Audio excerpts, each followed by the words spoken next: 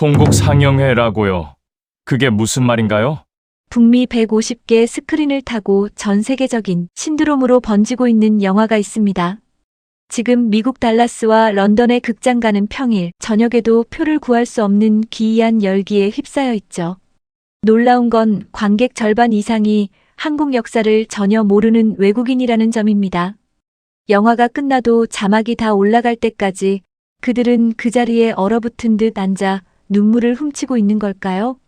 제작비 100억, 누적 매출 1,425억 원을 돌파하며 대한민국 영화 역사상 역대 매출 1위라는 대기록을 갈아치운 영화, 바로 왕과 사는 남자, 더 킹스 워든입니다. 개봉 31일 만에 1,000만을 돌파하더니 어느덧 1,503만 관객을 넘어서며 역대 흥행 3위에 올랐습니다. 특히 이 영화가 이끄는 독특한 문화 현상은 거친 세상에 지친 남성들이 유독 열광하며 통곡 상영회까지 열리는 것입니다. 500년 전 왕위를 빼앗긴 15살 소년과 그를 보듬은 촌장의 이야기가 도대체 어떤 힘이 있길래 이토록 거대한 공명을 일으키는 걸까요? 어떤 비극 앞에서도 냉정함을 유지했던 22년차 국제부 취재 기자 역시 이 영화를 마주하기 전까지는 알지 못했습니다. 타인의 슬픔을 기록하는 데만 익숙했던 사람이 왜 이 낯선 한국 사극 한 편 앞에서 무너져 내릴 수밖에 없었는지 그 내밀한 고백을 시작하겠습니다. 여러분은 떠나보낸 사람에게 제대로 작별을 고한 적이 있으신가요? 아니면 저처럼 그 인사를 미루며 살고 계신가요? 한국이 수백 년 된 슬픔을 품격 있게 기억하는 방식이 제 삶을 바꾸었습니다. 저는 헬렌 모리스입니다. 48살 런던의 일간지 국제부 기자입니다. 기자는 울면 안 된다. 선배에게 처음 그 말을 들었을 때가 입사 첫 해였죠. 파리의 한 폭탄 테러 현장에서 저는 울음을 쏟아내는 유족 옆에 서서 손이 떨렸습니다. 그때 선배가 제 옆으로 다가와 조용히 말했어요. 우리가 울면 유족은 더 무너진다고요. 우리는 그들의 이야기를 받아서 세상에 전달하는 사람이라고. 그 말이 22년 동안 저를 지탱한 기준이 됐습니다. 그래서 저는 울지 않았습니다. 어떤 현장에서도요. 전쟁으로 아이를 잃은 어머니가 통곡하는 자리에서도 왕실 장례 행렬이 텔레비전으로 생중계되던 날, 편집국이 조용해지던 순간에도 저는 울지 않았습니다. 저는 그저 화면을 보며 눈물 대신 메모를 했고 감정 대신 사실을 받아 적었어요. 슬픔을 느끼지 못한 게 아니었어요. 느끼지 않으려 했던 겁니다. 그게 일을 잘하는 방법이라고 믿었으니까요. 그리고 말해요. 3년 전 남편 데이비드가 죽었을 때도 그랬습니다. 심장마비였어요. 갑작스러웠고 빨랐고 아무런 예고도 없었습니다. 저는 그날 새벽 2시에 병원 복도 의자에 앉아 있었는데 유리창 너머로 의사가 나오는 걸 보는 순간 이미 알았습니다. 그 표정은 제가 수십 번 취재 현장에서 본 얼굴이었거든요. 슬픈 소식을 전하기 직전의 표정. 저는 그걸 너무 잘 알았어요. 장례식 내내 저는 울지 않았습니다. 조문객들이 제 손을 잡으며 어깨를 두드렸고 친구들이 대신 눈물을 흘렸고 시어머니는 하관이 끝날 때까지 소리 없이 울었습니다. 그런데 저는 눈물이 나오질 않았습니다. 멍하게 서 있었고 고개를 끄덕였고 사람들의 위로를 차례로 받아냈죠. 그리고 장례가 끝나자마자 다음 날 편집국으로 나갔습니다. 마감이 있었거든요. 솔직히 말하면 그 핑계가 너무 다행스러웠어요. 그때부터 저는 더 바쁘게 일했습니다. 남편이 없는 아파트로 돌아가 맞은편 의자가 비어있는 식탁이 두려웠습니다. 그래서 더 많은 출장을 맡았고 더 긴 르포를 썼고 더 늦게까지 편집국에 남아 일을 했죠. 동료들은 모두 대단하다고 했어요. 저는 속으로 알고 있었습니다. 이건 열심히가 아니라 도피였습니다. 어느 날 편집국 문화부 데스크 에디터 사이먼이 제 자리로 걸어오더니 종이 한 장을 내밀었습니다. 한국 영화 한 편의 제목이 적힌 짧은 메모였어요. 왕과 사는 남자. 헬렌, 요즘 우리 독자들 사이에서 이상하게 화제가 되는 게 있어. 그가 말했습니다. 조선시대를 배경으로 한 사극이라고 런던 시내 몇몇 예술영화관에서 상영 중인데 관객 반응이 예사롭지 않다고 했어요. 한국 영화는 몇 년 전부터 꾸준히 반응이 좋았지만 이건 좀 다른 것 같다고 했습니다. 어린 왕이 나오는 이야기래. 실화 기반이고 한국 현지에서도 반응이 컸는데 의외로 영국 관객들한테도 먹히는 것 같아. 저는 고개를 갸웃했습니다. 한국 사극이라니요. 아시아 역사 드라마가 영국 관객에게 먹힌다는 게 솔직히 잘 상상이 안 됐어요. 관심이 생긴 게 아니라 의아했습니다. 문화면에 짧은 기사로 다뤘으면 해. 반응 왜 이런지 좀 들여다봐. 그날 밤 저는 짧게 자료를 찾아봤습니다.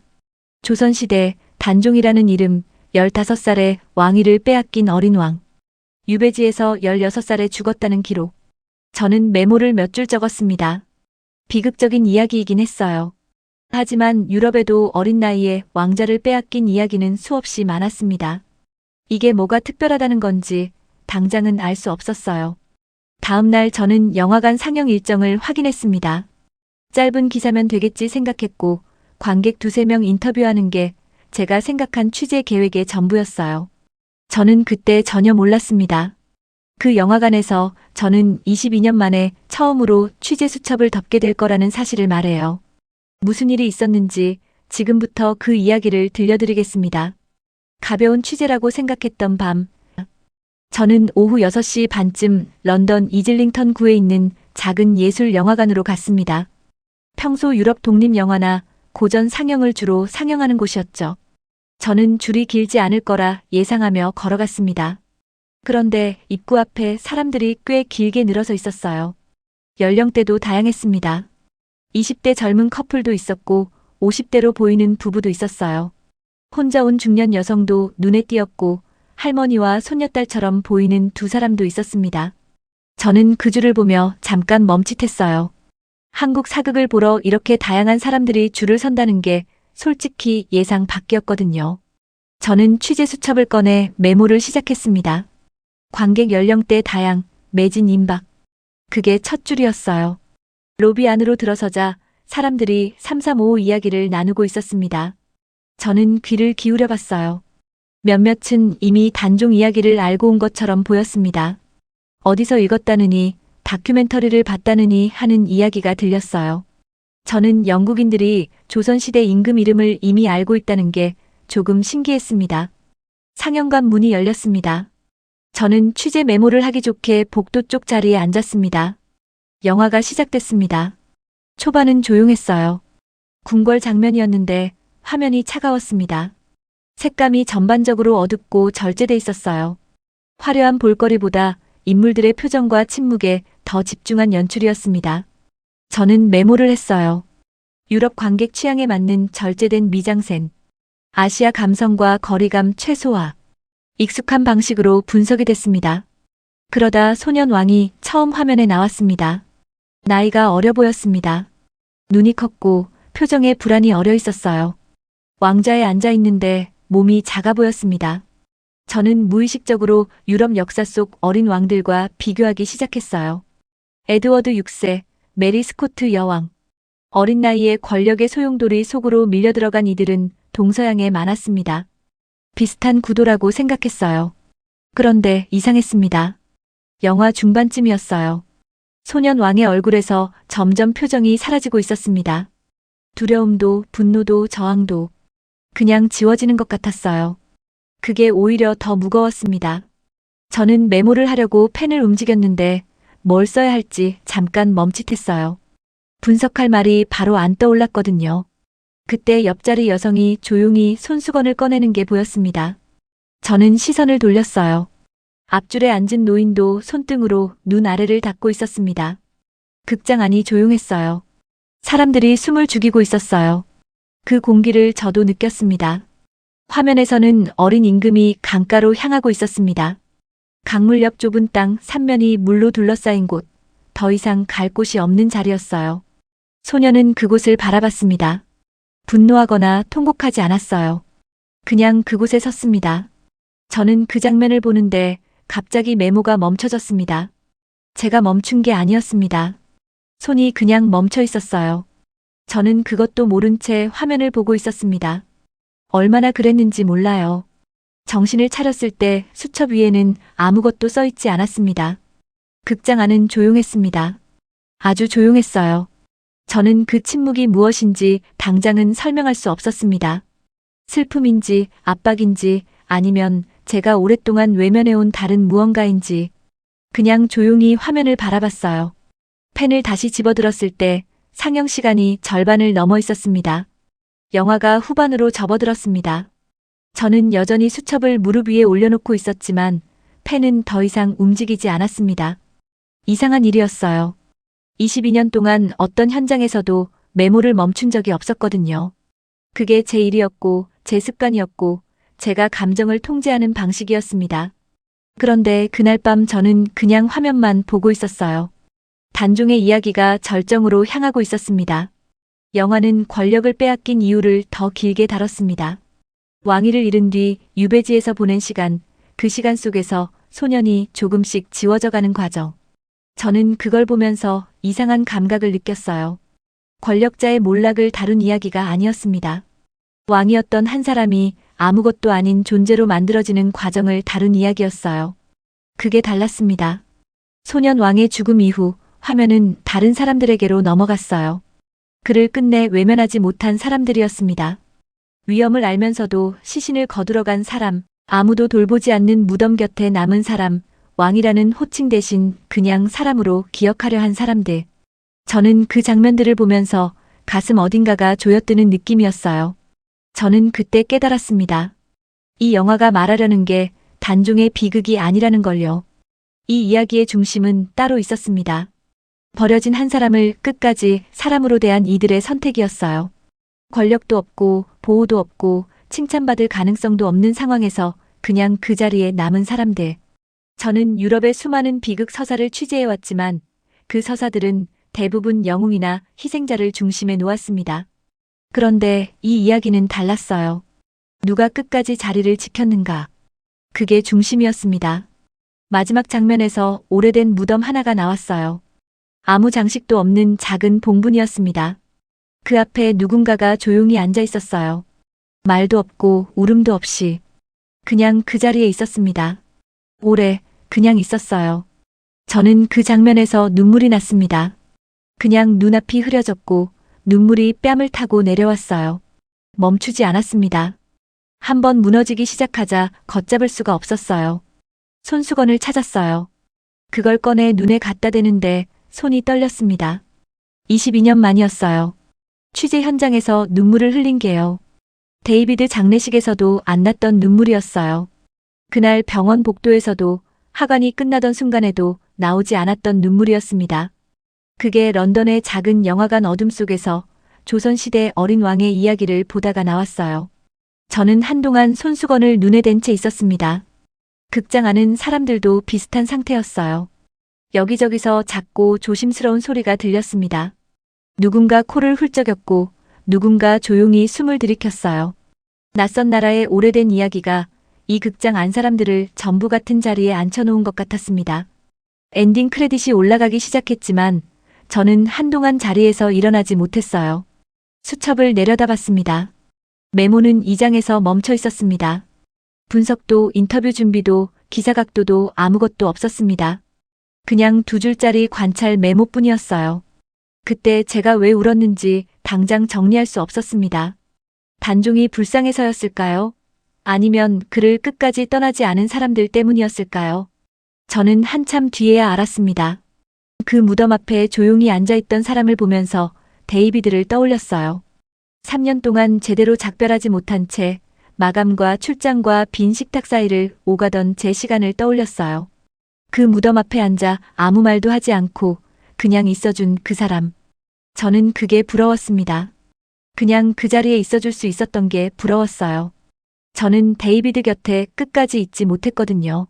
장례가 끝난 다음 날 편집국으로 나간 사람이 저였으니까요. 극장 불이 켜졌습니다. 저는 빠르게 눈물을 닦고 수첩을 가방에 넣었습니다. 취재를 하러 왔다는 사실이 잠깐 낯설게 느껴졌어요. 저는 그 감각을 억누르며 출구 쪽으로 걸어갔습니다. 기사를 써야 했습니다. 극장 밖으로 나오자 차가운 공기가 얼굴을 때렸습니다. 저는 잠깐 그 자리에 서 있었어요. 눈물 자국이 아직 얼굴에 남아있는 것 같아서 코트깃을 세우고 취재 수첩을 다시 꺼냈어요. 일을 해야 했습니다. 관객 인터뷰를 시작했습니다. 극장 입구 쪽에 사람들이 아직 많이 남아 있었죠. 335 이야기를 나누는 중이었는데 표정들이 비슷했습니다. 뭔가를 오래 생각하는 얼굴들이었어요. 저는 가까이 다가가 말을 걸었습니다. 첫 번째 인터뷰는 40대로 보이는 여성이었어요. 영화 어떠셨냐고 물었습니다. 그 여성은 잠깐 생각하다가 대답했어요. 좋았다고요. 그런데 그 다음 말이 예상 밖이었습니다. 이게 실제로 있었던 일이냐고 저한테 되물었어요. 저는 실제 역사라고 대답했습니다. 그 여성은 고개를 끄덕이더니 말했어요. 그러면 그 왕이 묻혀있는 곳이 지금도 있겠네요, 라고요. 저는 수첩에 그 말을 받아 적었습니다. 두 번째는 노부부였어요. 70대쯤 되어 보이는 영국 부부였습니다.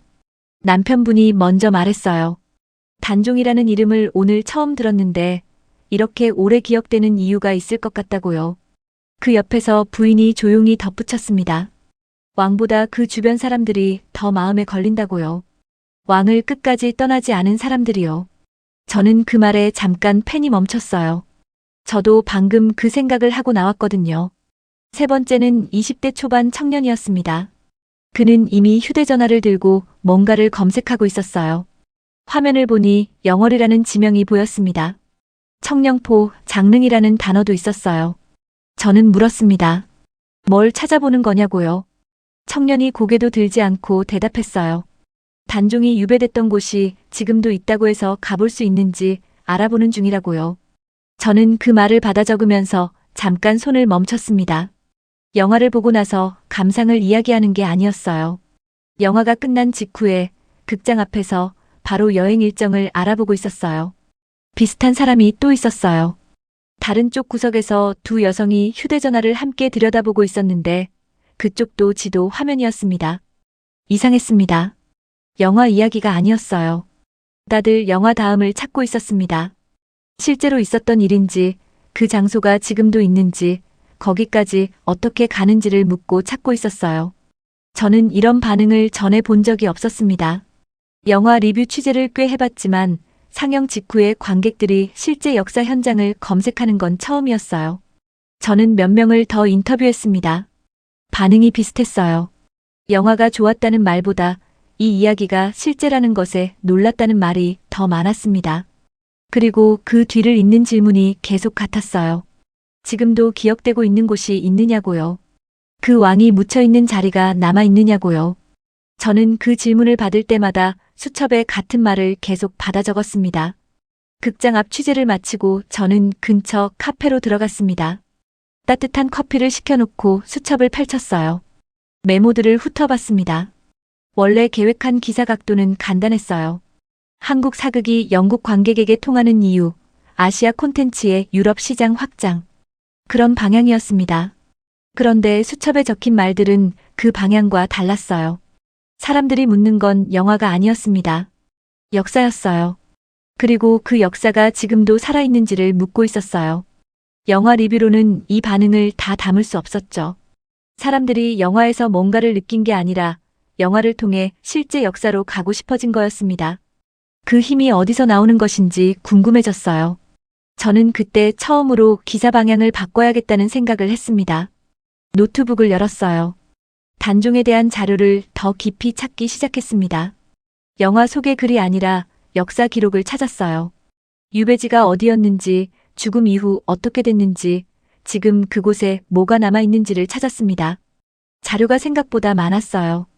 영월이라는 지명이 계속 나왔습니다. 청령포, 장릉, 그리고 왕의 시신을 수습한 사람의 이야기. 저는 그 부분에서 손이 멈췄습니다. 왕의 시신을 거두는 건 당시 목숨을 거는 일이었습니다. 그걸 한 사람이 있었어요. 그리고 그 사람의 이야기가 역사에 남아 있었습니다. 저는 그 기록을 2번, 3번 읽었습니다. 영화에서 그 장면을 봤을 때 가슴이 조였던 이유를 그때 알 것 같았어요. 그건 충성이나 의리 같은 거창한 말로 설명되는 이야기가 아니었습니다. 그냥 한 사람이 다른 사람을 혼자 두지 않았다는 이야기였어요. 위험하고 아무도 알아주지 않고 아무런 보상도 없는 상황에서 그냥 그 자리에 남은 사람의 이야기였습니다. 저는 그 문장을 읽으면서 카페 안에서 눈이 다시 뜨거워지는 걸 느꼈어요. 저는 노트북 화면을 잠깐 닫았습니다. 그리고 창밖을 봤어요. 런던 밤거리에 사람들이 걷고 있었습니다. 저는 생각했어요. 이 이야기는 런던에 앉아서 자료만 찾아서 쓸 수 있는 기사가 아니라는 걸요. 직접 그 장소에 가야 한다는 걸요. 그날 밤 저는 사이먼에게 짧은 메일을 보냈습니다. 영화 리뷰가 아니라 현장 르포로 방향을 바꾸겠다고 썼어요. 한국 영화를 직접 다녀오겠다고 했습니다. 그리고 노트북을 닫고 항공권 검색창을 열었어요. 원고 마감은 2주 뒤였습니다. 시간이 빠듯했죠. 그래도 괜찮았습니다. 빠듯한 일정은 22년 동안 늘 그랬으니까요. 저는 인천행 항공편을 찾았습니다. 그리고 가장 빠른 날짜를 눌렀어요. 사이먼에게서 답장이 온 건 다음 날 아침이었습니다. 현장 르포 좋다. 경비 처리는 가능하다. 그런데 마감은 지켜야 한다. 그 메일을 읽으며 피식 웃었어요. 사이먼다운 답장이었습니다. 22년 동안 같은 편집국에서 일했는데 그는 항상 그랬어요. 허락은 해주되 조건은 붙였습니다. 저는 바로 자료 조사를 시작했습니다. 영월에 대해 더 깊이 찾아봤어요. 강원도에 위치한 작은 도시였습니다. 인구가 많지 않았고 특별히 유명한 관광지도 아니었어요. 그런데 단종과 관련된 장소들이 여러 곳 남아 있었습니다. 청령포, 장릉, 관풍원. 청령포가 먼저 눈에 들어왔습니다. 삼면이 강으로 둘러싸인 땅이었어요. 영화에서 봤던 그 장면이었습니다. 소년 왕이 유배된 곳이었는데 실제로 보니 그 고립감이 더 와닿았어요. 강이 땅을 감싸고 있어서 배를 타지 않으면 들어갈 수도 나올 수도 없는 구조였습니다. 저는 그 지형을 보면서 잠깐 멍했어요. 유배지로 이 장소를 택한 이유가 따로 설명이 필요 없었습니다. 그 다음으로 장릉을 찾아봤습니다. 단종의 무덤이었어요. 처음에는 초라하게 방치됐다가 훨씬 뒤에야 제대로 된 왕릉으로 정비됐다는 기록이 있었습니다. 저는 그 시간의 간격이 마음에 걸렸어요. 수백 년이 지나서야 왕으로 인정받은 거였습니다. 그런데 그 오랜 시간 동안 그를 기억한 사람들이 있었어요. 공식적인 인정이 없어도 위험이 남아있어도 그냥 기억한 사람들이 있었습니다. 저는 그 부분을 오래 들여다봤어요. 그러다 한 이름을 마주쳤습니다. 어뭉도라는 사람이었어요. 단종이 죽은 뒤 시신을 거둔 인물이었습니다. 당시 왕의 시신을 수습하는 건 역적으로 몰릴 수 있는 일이었어요. 아무도 손대지 않는 상황에서 그가 나섰습니다. 밤에 혼자 시신을 거두어 땅에 묻었어요. 그리고 그 뒤로 오랫동안 숨죽이며 살아야 했습니다. 저는 그 이야기를 3번 읽었습니다. 칭찬도 없고 보상도 없고 알아주는 사람도 없는 상황에서 한 사람이 그냥 그 자리에 나섰어요. 나중에 그의 의리가 인정받기까지는 또 오랜 시간이 걸렸습니다. 하지만 그 사람은 인정을 기다리며 한 게 아니었어요. 그냥 그게 옳다고 생각해서 했습니다. 저는 그 간단한 사실이 가슴 어딘가에 걸렸어요. 한동안 자리에서 일어나지 못했습니다. 솔직히 말하면 또 데이비드 생각이 났습니다. 제가 데이비드를 제대로 배웅했는지를 생각했어요. 장례가 끝나고 다음날 편집국으로 나간 것이 일 좋아서가 아니라는 건 알고 있었어요. 그냥 그 빈 아파트에 있고 싶지 않았던 거였습니다. 맞은편 의자가 비어있는 걸 보고 싶지 않았어요. 그래서 도망쳤습니다. 3년 동안 마감과 출장 뒤에 숨어서 제대로 작별도 못한 채로요. 저는 노트북을 닫았습니다. 그리고 항공권 검색창을 다시 열었어요. 인천행 직항편을 찾았습니다. 가장 빠른 날짜가 나흘 뒤였어요. 저는 결제 버튼을 눌렀습니다. 망설임이 없었어요. 이상하게도 그 순간 아주 명확했습니다. 다음날 편집국에 나가서 사이먼에게 직접 말했습니다. 나흘 뒤 출발한다고 했어요. 그가 고개를 끄덕이다가 물었습니다. 영월이 어디 있는 거냐고요. 서울에서 꽤 떨어진 강원도라고 대답했어요. 그가 잠깐 생각하더니 물었습니다. 거기서 뭘 찾으려는 거냐고요. 저는 잠깐 고민했어요. 한국이 역사를 어떻게 기억하는지 알아보겠다고 했어요. 사이먼이 고개를 끄덕였어요. 더 묻지 않았습니다. 그는 기자가 현장에 가야겠다고 하면 이유를 길게 묻지 않았거든요. 출발 전 사흘 동안 저는 자료를 더 정리했습니다. 단종 관련 역사 기록을 인쇄했어요. 영월 지역 지도도 뽑았습니다. 어뭉도에 관한 자료도 따로 정리했어요. 취재 메모를 새 수첩에 옮겨 적었습니다. 그러다 가끔 멈춰서 그냥 앉아있기도 했어요. 저는 여행 가방을 싸면서 데이비드 사진 한 장을 지갑에 넣었어요. 평소에는 넣고 다니지 않았습니다. 언제부터인지 모르겠지만 보는 게 힘들었거든요. 그런데 그날 밤에는 그냥 넣었어요. 다음 날 아침 히드로 공항으로 향했습니다. 탑승 게이트 앞에 앉아서 수첩을 펼쳤어요. 첫 페이지에 두 줄을 적었습니다. 왜 한국은 그 왕을 수백 년이 지나도 기억하는가? 그리고 그 기억이 지금도 살아있는가? 그게 이번 취재의 핵심이라고 생각했어요. 비행기가 활주로를 달리기 시작했습니다. 저는 창밖을 봤어요. 런던 하늘이 멀어지고 있었습니다. 맞은편 식탁 의자가 비어있는 아파트가 멀어지고 있었어요. 저는 수첩을 무릎 위에 올려놓은 채 눈을 감았습니다. 12시간짜리 비행이었어요. 긴 시간이었습니다. 서울에서 영월까지는 버스로 2시간 반이었습니다. 동서울 터미널에서 출발하는 버스였죠. 저는 창가 자리에 앉아서 바깥을 봤습니다. 서울을 벗어나자 풍경이 빠르게 바뀌었어요. 높은 건물들이 사라지고 산이 나타났습니다. 2월의 산은 아직 나무가 다 떨어진 채 서 있었어요. 저는 그 풍경을 보면서 노트를 꺼내려다 그냥 창밖만 봤어요. 영월 버스터미널에 내리자 공기가 달랐습니다. 서울보다 확실히 차가웠어요. 작은 터미널이었습니다. 사람이 많지 않았어요. 저는 잠깐 주위를 둘러봤습니다. 솔직히 처음엔 조용하다는 인상이 먼저였어요. 한적한 지방 소도시였습니다.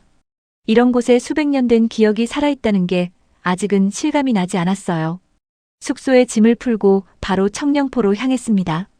나루터에서 작은 배를 탔어요.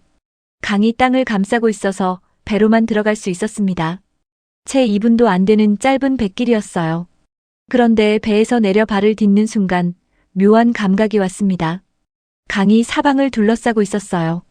뒤를 돌아봐도 물이었고 옆을 봐도 물이었습니다. 자료로 읽을 때와는 달랐어요. 직접 서 있으니 그 고립감이 몸으로 느껴졌습니다. 15살 소년이 여기 있었다는 것을 생각하면서 천천히 걸었어요. 소나무들이 줄지어 서 있었습니다. 오래된 나무들이었어요. 그 사이를 걸으니 다른 소리가 줄고 바람 소리만 남았어요. 저는 가장 안쪽까지 걸어 들어갔습니다. 단종이 머물렀다는 자리에 섰어요. 강이 보였습니다. 산이 보였어요. 아름다운 자리였습니다. 그래서 더 마음이 무거웠어요. 이렇게 아름다운 곳에 갇혀 있었다는 게요. 저는 그 자리에 한동안 서 있었습니다. 메모를 하지 않았어요. 그냥 서 있었습니다. 기자로서 할 일이 있었는데 당장은 그게 안 됐어요. 이상한 일이었습니다. 저는 평생 현장에서 메모부터 했던 사람인데 영월에서는 자꾸 수첩 대신 그냥 그 자리에 서게 됐어요. 다음 날 장릉으로 갔습니다. 단종의 무덤이 있는 곳이었어요. 입구에서부터 정비가 잘 돼 있었습니다. 안내판이 곳곳에 있었고 길이 잘 닦여 있었어요. 그런데 관광지 느낌이 아니었습니다. 조용했어요. 사람들이 있었는데 소리가 없었습니다. 다들 천천히 걷고 있었어요. 저는 사람들을 관찰했습니다. 중년 부부가 안내판 앞에 서서 오래 읽고 있었어요. 혼자 온 젊은 남성이 무덤 쪽을 바라보며 가만히 서 있었습니다. 그리고 그때 그 장면이 보였어요. 할머니와 아이였습니다. 7살쯤 되어 보이는 아이였어요. 할머니 손을 잡고 걷다가 무덤 앞에서 멈췄습니다. 할머니가 아이에게 뭔가를 말했어요. 저는 한국어를 알아듣지 못했지만 말투가 조용하고 천천히 설명하는 목소리였어요. 아이가 고개를 끄덕였습니다. 그리고 할머니가 고개를 숙이자 아이도 따라서 고개를 숙였어요. 저는 그 장면을 보면서 멈췄습니다. 박제된 역사가 아니었어요. 할머니가 손녀에게 직접 전하고 있었습니다.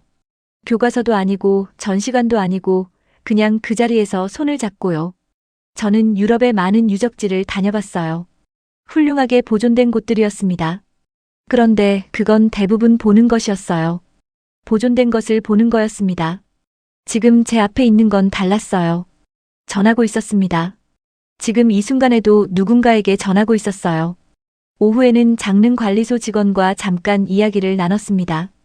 저는 방문객이 주로 어떤 분들이냐고 물었어요. 직원이 말했습니다. 학생들도 많이 오고 어르신들도 많이 오고 요즘은 젊은 분들도 혼자 오는 경우가 늘었다고요. 제삿날에는 더 많이 온다고 했어요. 단종 제례가 매년 열린다고 했습니다.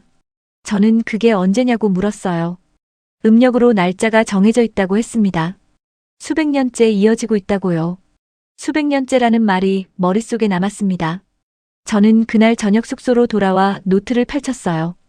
오늘 본 것들을 적기 시작했습니다. 청령포의 고립감, 장릉의 조용함, 할머니와 아이의 장면, 수백 년째 이어지는 제례. 적다 보니 한 가지 생각이 정리됐어요.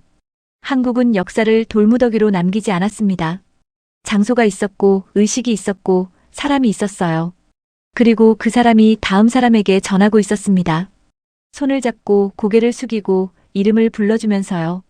저는 유럽에서 수많은 추모를 봐왔지만 이런 방식은 낯설었어요. 낯설었는데 이상하게 부럽다는 생각이 들었습니다. 저는 노트를 덮고 창밖을 봤어요. 영월의 밤은 어두웠습니다. 서울과 달리 불빛이 많지 않았어요. 조용했습니다. 저는 지갑에서 데이비드 사진을 꺼냈어요. 런던을 떠나기 전날 밤에 넣었던 사진이었습니다. 한참 동안 아무 말도 하지 않은 채 그냥 봤어요. 오랫동안. 영월에서의 마지막 날이었습니다. 저는 떠나기 전에 한 번 더 걷고 싶어 아침 일찍 나왔어요. 특별한 이유는 없었어요. 그냥 이 공기 속에 조금 더 있고 싶었습니다. 저는 장릉 쪽으로 천천히 걸었어요. 아직 관람 시간 전이어서 입구는 닫혀 있었습니다. 입구 밖에서 안쪽을 바라봤어요. 조용했습니다. 아무도 없었어요. 그때 뒤에서 발소리가 들렸습니다. 돌아보니 60대로 보이는 남성이었어요. 영월 토박이처럼 보이는 분이었습니다. 두꺼운 점퍼를 입고 손에 보온병을 들고 있었어요. 그분이 저를 보더니 먼저 말을 걸었습니다. 어디서 오셨냐고요? 저는 영국에서 왔다고 했어요. 그분이 고개를 끄덕이며 웃었습니다. 기자냐고 물었어요. 어떻게 아셨냐고 했더니 수첩을 들고 있어서 그랬다고 했습니다. 우리는 입구 앞 벤치에 나란히 앉았어요. 그분이 먼저 이야기를 시작했습니다. 영월에서 태어나 평생 살았다고 했어요. 단종 이야기는 어릴 때부터 들으며 컸다고 했습니다. 저는 물었어요. 단종을 어떤 분으로 기억하냐고요. 그분이 잠깐 생각하더니 대답했습니다. 불쌍한 왕이라기보다 억울하게 혼자 가두어진 사람이라고요. 저는 그 말을 수첩에 받아 적었습니다. 그분이 말을 이었어요. 왕이 억울한 건 역사에 많다고 했습니다. 권력 싸움에서 진 사람이 비극적으로 끝나는 이야기는 어느 나라에나 있다고요. 그런데 단종 이야기가 다른 건 그 뒤에 남은 사람들 때문이라고 했어요. 저는 고개를 끄덕이며 더 들었습니다. 그분이 말했어요. 어몽도 이야기를 아느냐고요. 저는 안다고 했습니다. 자료에서 읽었다고 했어요. 그분이 조용히 말했습니다. 그 사람이 한 일이 대단한 게 아니라고요. 그냥 사람을 사람답게 보내준 것뿐이라고 했어요. 그게 왜 그렇게 오래 기억되냐면 그게 그렇게 어려운 일이었기 때문이라고 했습니다. 아무도 안 하려는 걸 한 사람이 했으니까요. 저는 그 말을 듣고 한동안 아무 말도 하지 못했습니다. 그게 왜 그렇게 오래 기억되냐면 그게 그렇게 어려운 일이었기 때문이라고. 저는 그 문장을 수첩에 그대로 받아 적었어요. 그리고 펜을 멈췄습니다. 그분이 보온병을 열어 차를 한 모금 마셨어요. 그리고 말을 이었습니다. 영월 사람들은 단종을 오래전 비운의 왕으로만 이야기하지 않는다고 했어요. 그보다는 그 사람을 끝까지 혼자 두지 않으려 한 사람들과 함께 기억한다고 했습니다. 왕의 이름과 그를 지킨 사람의 이름을 같이 말한다고요. 둘이 따로가 아니라고 했어요. 저는 그 말을 듣고 생각했습니다. 유럽의 추모를 떠올렸어요. 저는 수십 번의 추모식을 취재했습니다. 전쟁 희생자 추모, 참사 추모, 왕실 장례. 그 자리들은 대부분 죽은 사람을 중심에 놓았어요. 누가 죽었는가, 얼마나 많이 죽었는가, 어떻게 죽었는가. 그게 추모의 방식이었습니다. 물론 그것도 옳은 방식이에요. 죽음을 기록하는 건 중요한 일이니까요. 그런데 한국은 달랐습니다. 죽은 사람만이 아니라 그 사람을 끝까지 사람으로 대한 이들을 함께 기억했어요. 혼자 두지 않은 사람을, 위험을 알면서도 자리를 지킨 사람을, 아무도 알아주지 않아도 그냥 거기 있어준 사람을 같이 기억했습니다. 저는 그게 다르다는 걸 그제야 명확히 알았어요. 죽음을 기리는 게 아니라 죽음 앞에서 사람이 어떻게 행동했는가를 기억하는 거였습니다. 그분과 이야기를 더 나눴어요. 영월에서 나고 자란 이야기를 했습니다. 어릴 때 할아버지한테 단종 이야기를 처음 들었다고 했어요. 할아버지도 그 윗세대한테 들은 거라고 했습니다. 그렇게 입에서 입으로 전해져 온 거라고요. 저는 그 말을 들으면서 전날 장릉에서 본 할머니와 아이를 떠올렸어요. 손을 잡고 고개를 숙이던 두 사람을요. 이야기가 끊기지 않고 있었습니다. 수백 년이 지났는데도 끊기지 않았어요. 공식적인 기록이나 전시관 때문만이 아니었습니다. 사람이 사람에게 직접 전하고 있었어요. 할아버지가 손자에게, 할머니가 손녀에게 그렇게 계속 이어지고 있었습니다. 저는 그분과 헤어지며 인사를 드렸어요. 숙소로 돌아오는 길에 천천히 걸었습니다. 머릿속에서 뭔가가 정리되고 있었어요. 22년 동안 취재를 하면서 수많은 추모와 기억의 방식을 봐왔는데 한국에서 본 건 그것들과 결이 달랐습니다. 더 낫다거나 더 훌륭하다는 말이 아니었어요. 그냥 달랐습니다. 그리고 그 다름이 저한테는 크게 와닿았어요.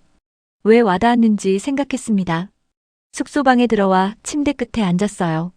지갑에서 데이비드 사진을 꺼냈습니다.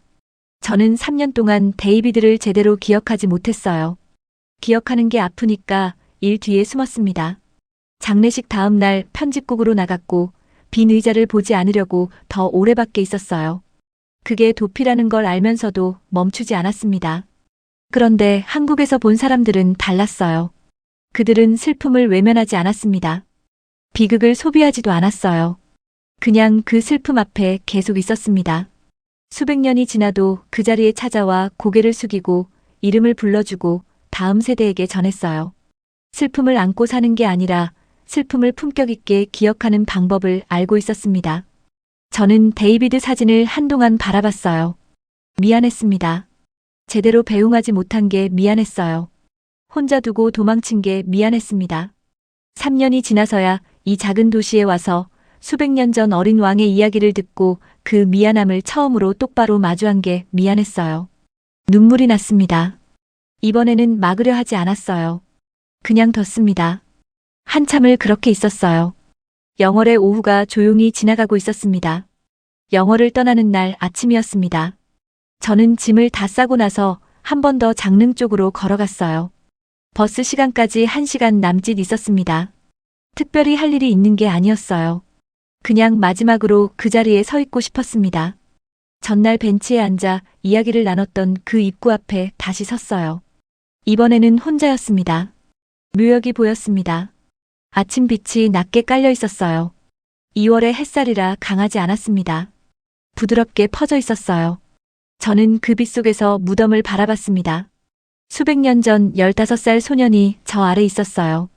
권력도 왕위도 이름도 빼앗겼던 소년이었습니다. 그런데 지금 저는 런던에서 날아와 그 앞에 서 있었어요. 그 소년은 결국 혼자가 아니었습니다. 죽은 뒤에도 수백 년이 지나도 누군가 찾아와 고개를 숙였고 이름을 불러줬습니다. 다음 세대에게 전해줬어요. 저는 그게 작은 일이 아니라는 걸 이제 알았습니다. 그냥 거기 있어주는 것, 기억해주는 것, 혼자 두지 않는 것.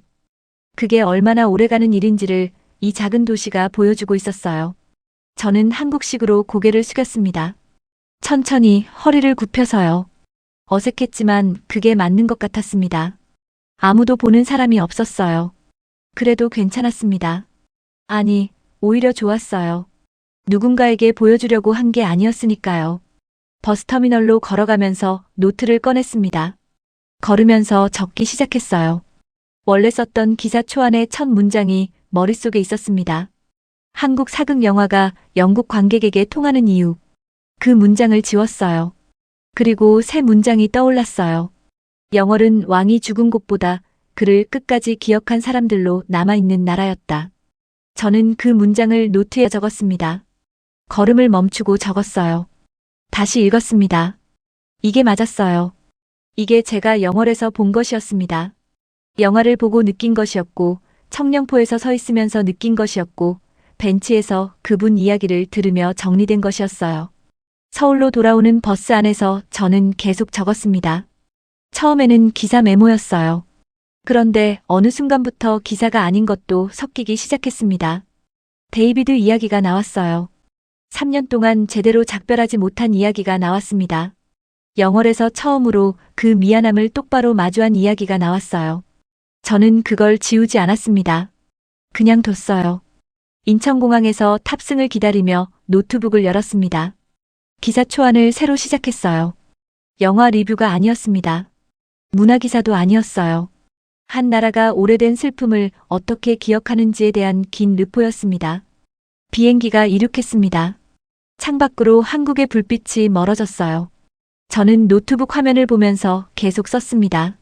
멈추지 않았어요. 평소 원고를 쓸 때와 달랐습니다. 보통은 분석하면서 썼어요. 어떤 각도가 독자에게 통할지, 어떤 문장이 편집장 마음에 들지를 생각하면서 썼습니다. 그런데 그날 밤 비행기 안에서는 그냥 봤던 것을 쓰고, 들었던 것을 쓰고, 느낀 것을 썼어요. 분석이 아니었습니다. 그냥 기록이었어요.